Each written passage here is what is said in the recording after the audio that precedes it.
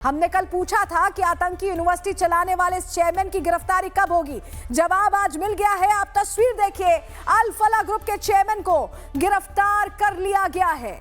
और आपको बताएं कि ईडी ने यह गिरफ्तारी की है क्योंकि मनी लॉन्ड्रिंग का पूरा मामला अल फला के इस चेयरमैन को दिल्ली कोर्ट ने, आपको बताएं, 13 दिन की ईडी कस्टडी में भेजा है। इसे आतंकी गतिविधियों से जुड़े मनी लॉन्ड्रिंग केस में मंगलवार शाम को गिरफ्तार किया गया, जिसके बाद कोर्ट ने अब इसे ईडी की कस्टडी में भेज दिया है। तो कल हमने ये सवाल पूछा था और शाम तक गिरफ्तारी हो गई। 13 दिन की कस्टडी में जावेद सिद्दीकी जो संस्थापक है अल फला का, उसे भेज दिया गया है।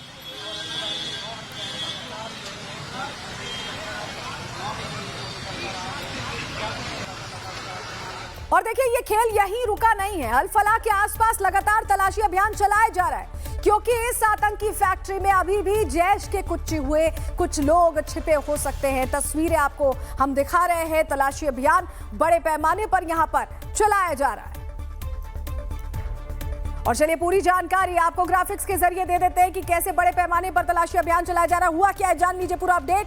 अल फला चेयरमैन जावेद सिद्दीकी ईडी के हत्थे चढ़ चुका है। 18 नवंबर को गिरफ्तारी हुई है और 13 दिन की रिमांड पर लिया गया है। दिल्ली रेडफोर्ट ब्लास्ट से यूनिवर्सिटी का कनेक्शन खुलकर सामने आया। यूनिवर्सिटी का असिस्टेंट प्रोफेसर डॉक्टर उमर नबी मुख्य आरोपी, इसने ब्लास्ट किया। फरीदाबाद में 2900 किलो विस्फोटक बरामद हुए, आपको याद होगा। और फर्जी NAAC ग्रेड UGC 12B का झूठा यहां पर सर्टिफिकेट लगाया गया था वेबसाइट पर, जो पकड़ा गया। ट्रस्ट से 100+ करोड़ फैमिली फर्म्स में ट्रांसफर किए गए। आप सोचिए, सऊदी कतर फंडिंग का हवाला रूट इन्होंने खोला और उसके जरिए पैसे लिए। जैश ए मोहम्मद और AJH से लिंक सामने आया है। पाकिस्तानी हैंडलर्स के ये सीधे संपर्क में बताए जा रहे हैं। 25 ठिकानों पर छापे मारे गए हैं। 48 लाख कैश अब तक जब्त हुआ है। 6 डॉक्टर्स इंजीनियर्स गिरफ्तार किए गए हैं।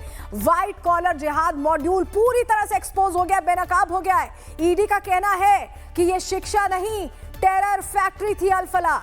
इस खबर को लेकर हमारी सहयोगी ग्राउंड जीरो से क्या इनपुट दे रही हैं, वो सुनवाते हैं आपको। एक तरफ हेड ऑफिस है और दूसरी तरफ जावेद सिद्दीकी, वो भी यहाँ पे रहता था, जिसे कल ईडी ने गिरफ्तार किया है। ईडी ने जो जांच किया है उसमें काफ़ी चीज़ें पता चली है जो कि काफ़ी हैरान करने वाली है। बड़े पैमाने पर पहले तो फंड की हेराफेरी की गई। ट्रस्ट में जो पैसे आते थे परिवार की कंपनियों में उसे ट्रांसफ़र किया गया। निर्माण और केटरिंग के जो कॉन्ट्रैक्ट भी जो जावेद सिद्दीकी ने अपनी पत्नी और बच्चों की कंपनियों को दे दिए। करोड़ों रुपए की हेराफेरी, गैर कानूनी कमाई और कई शेल कंपनियों का जो इस्तेमाल वो जावेद सिद्दीकी ने किया है। कल जब यहाँ पे ईडी की टीम यहाँ पे पहुंची जावेद सिद्दीकी को गिरफ्तार करने के लिए, उस दौरान ईडी की टीम ने जो रकम जावेद सिद्दीकी के घर से ईडी की टीम को मिला है, बरामद किया है, वो 48 लाख रुपए का नगद है। यानी भारी मात्रा में, भारी संख्या में कैश की बरामदगी हुई है। और 4 करोड़ से ज़्यादा जो फंड की हेराफेरी की बात निकल के सामने आ रही है। हालांकि अगर हम बात करें मिडिल ईस्ट से जो फंड आता है उसको लेकर के भी अब जो जांच है वो बढ़ती जा रही है। लेकिन यहाँ से ईडी ने चूंकि मनी लॉन्ड्रिंग के तहत मामला दर्ज किया है, मनी लॉन्ड्रिंग के तहत मामला दर्ज करके जावेद सिद्दीकी को गिरफ्तार किया है। और ऐसे में अब जांच की आंच बढ़ रही है। पैसे के साथ साथ जो भारी नगद बरामद हुई है और इसी के साथ साथ नगद के साथ कई अहम डॉक्यूमेंट्स, लैपटॉप्स, वो भी ईडी को मिले हैं।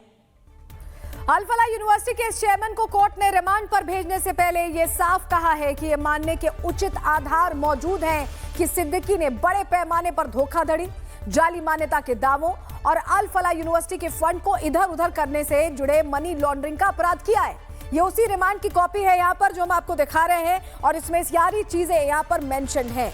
अल फला के चेयरमैन की गिरफ्तारी को लेकर बीजेपी का कहना है कि आतंक की ऐसी यूनिवर्सिटीज जहां व्हाइट कॉलर टेररिस्ट बनाए जाते हो, इन्हें मिट्टी में मिला देना चाहिए। तरीके से व्हाइट कॉलर टेररिज्म की फैक्ट्री बन गई थी यूनिवर्सिटी। इसकी बहुत गहराई से जांच आवश्यक है। किस तरीके से देश के अलग अलग कोने से आने वाले मुस्लिम युवकों को एक तरीके से वहां ब्रेन वॉश किया जाता था, जिहाद के लिए तैयार किया जाता था। और ऐसा यूनिवर्सिटी के वाइस चांसलर और चांसलर को और मालिक को पता ना हो, ये अविश्वसनीय है। तो मुझे लगता है जैसे जैसे जांच की परतें खुलेंगी और भी कई बड़ी चीजें सामने आएंगी। और देखिए, खुलासे लगातार हो रहे हैं और आतंकी नेटवर्क से जुड़ी देश में कितनी यूनिवर्सिटी हो सकती हैं, आज ये भी बहुत बड़ा सवाल है। क्योंकि यहाँ दो आशंकाएं हो सकती हैं। या तो सिर्फ अल फलाह ही देश में ऐसी इकलौती यूनिवर्सिटी है जिसका टेरर लिंक है, या फिर देश में अभी और भी ऐसी यूनिवर्सिटीज मौजूद हैं जिनका टेरर लिंक निकलता है या निकलना बाकी है। क्योंकि एटीएस और एनआईए की जांच अब इसी डायरेक्शन में आगे बढ़ रही है। थोड़ी और डिटेल इस पर आपको दे देते हैं। एटीएस और एनआईए की यूपी के 3 मेडिकल कॉलेजेस पर नजर है।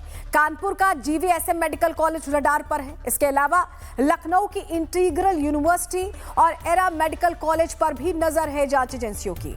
जांच एजेंसियां पढ़ाई कर चुके बच्चों से पूछताछ कर रही हैं। एटीएस ने तीनों संस्थानों से छात्रों की एक पूरी सूची मांग ली है। साल 2013 से लेकर 2015 के बीच तैनात रहे डॉक्टर्स की भी पूरी लिस्ट तलब की गई है। एटीएस फोन करके दोनों के बारे में जानकारियां जुटा रही है, यानी शक है और यही वजह है कि लिस्ट पूरी तैयार की जा रही है। हमने कल पूछा था कि आतंकी यूनिवर्सिटी चलाने वाले इस चेयरमैन की गिरफ्तारी कब होगी।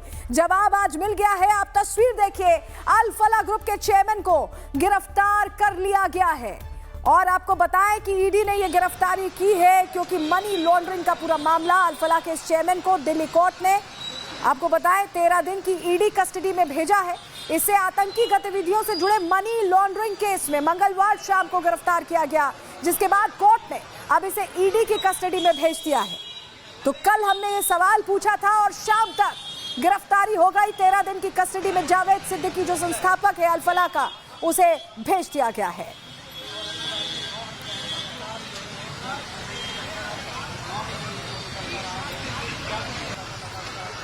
और देखिए, ये खेल यहीं रुका नहीं है। अल फलाह के आसपास लगातार तलाशी अभियान चलाया जा रहा है क्योंकि इस आतंकी फैक्ट्री में अभी भी जैश के कुछ लोग छिपे हो सकते हैं। तस्वीरें आपको हम दिखा रहे हैं। तलाशी अभियान बड़े पैमाने पर यहां पर चलाया जा रहा है।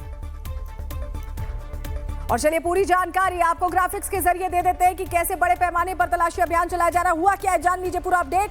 अल फलाह चेयरमैन जावेद सिद्दीकी ईडी के हत्थे चढ़ चुका है। 18 नवंबर को गिरफ्तारी हुई है और 13 दिन की रिमांड पर लिया गया है। दिल्ली रेडफोर्ट ब्लास्ट से यूनिवर्सिटी का कनेक्शन खुलकर सामने आया।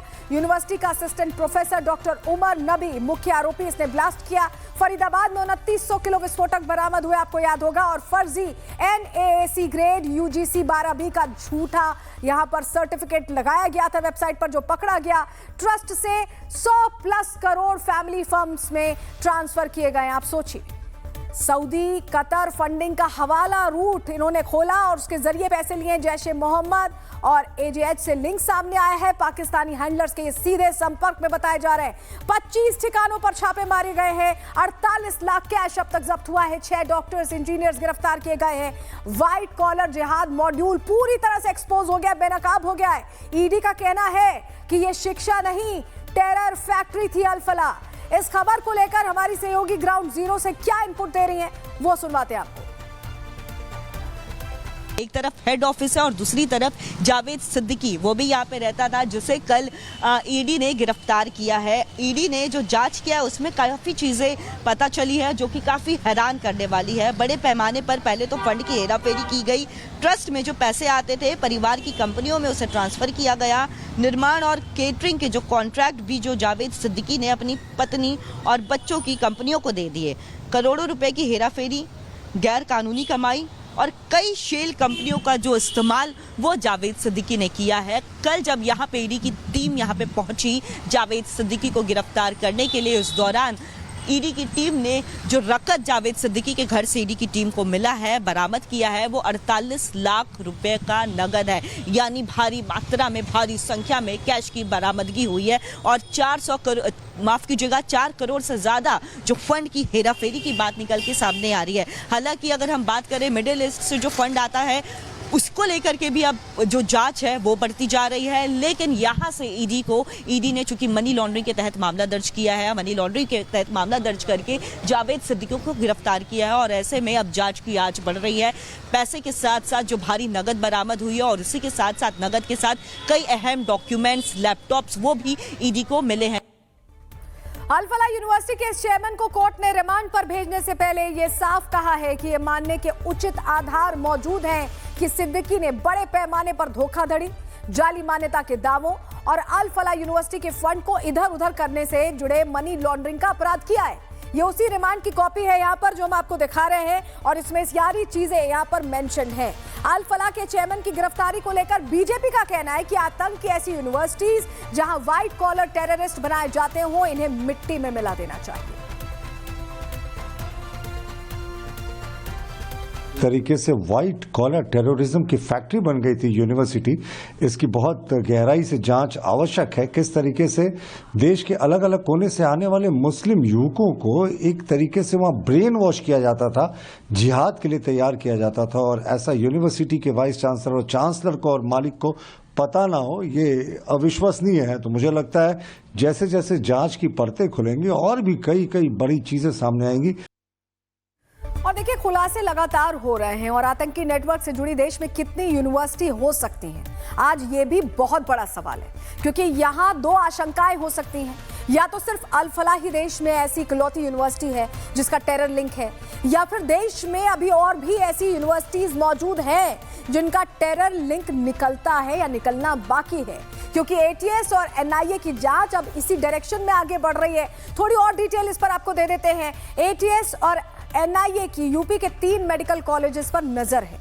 कानपुर का जीवीएसएम मेडिकल कॉलेज रडार पर है। इसके अलावा लखनऊ की इंटीग्रल यूनिवर्सिटी और एरा मेडिकल कॉलेज पर भी नजर है जांच एजेंसियों की। जांच एजेंसियां पढ़ाई कर चुके बच्चों से पूछताछ कर रही हैं। एटीएस ने तीनों संस्थानों से छात्रों की एक पूरी सूची मांग ली है। साल 2013 से लेकर 2015 के बीच तैनात रहे डॉक्टर्स की भी पूरी लिस्ट तलब की गई है। एटीएस फोन करके दोनों के बारे में जानकारियां जुटा रही है, यानी शक है और यही वजह है कि लिस्ट पूरी तैयार की जा रही है।